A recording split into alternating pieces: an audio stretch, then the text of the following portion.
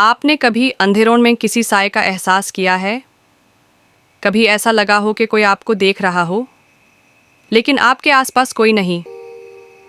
آج ہم بات کرنے والے ہیں ان مخلوقات کی جو ہمیشہ سے انسانی ذہن کا حصہ رہی ہیں، جنات۔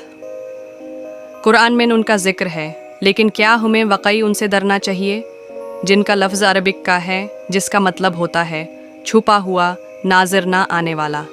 اللہ تعالیٰ نے جنت کو آگ سے پیدا کیا جیسے انسان کو مٹی سے۔ سورہ رحمن میں اللہ فرماتا ہے وَخَلَقَ الْجَنَّ مِن مَارِجٍ مِّن نَار، اور جنت بھی ایک عقل مند اور ذمہ دار مخلوق ہیں جیسے انسان۔ ہاں، جن بھی انسانوں کی طرح اچھے اور برے ہوتے ہیں۔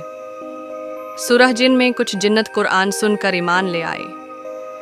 وَأَنَّا مِنَّا الْمُسْلِمُونَ وَمِنَّا الْقَاسِطُونَ، کچھ جن مسلم ہیں، اللہ کے بندے، اور کچھ شیطانی جو لوگوں کو گمراہ کرتے ہیں، وسواسے ڈالتے ہیں۔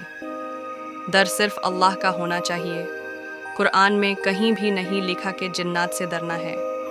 جن کسی کو تکلیف صرف اللہ کے اجازت سے دے سکتے ہیں۔ جب بندہ نماز کا پابند، پاک اور ذکر میں رہتا ہے تو جن کا اثر نہیں ہوتا۔ سورہ النحل آیت 99۔ شیطان کا کوئی زور ان پر نہیں چلتا جو ایمان لائے اور اپنے رب پر بھروسہ رکھتے ہیں۔ سورہ فلق اور سورہ ناس روزانہ پڑھنا۔ آیت الکرسی ہر رات نیند سے پہلے۔ وضو میں رہنا، جس چیز کو اللہ یاد ہے اس کے پاس جن نہیں جاتے۔ بسم اللہ کہہ کر ہر کام شروع کرنا، یہ جنت کو روکتی ہے۔ حضرات عمر اور آپیس ایک مرتبہ جنگل سے گزار رہے تھے۔ ایک جن نے آواز لگائی، مگر عمر راس نے کہا میں عمر ہوں۔ جن کا جسم کانپ گیا۔ کیوں؟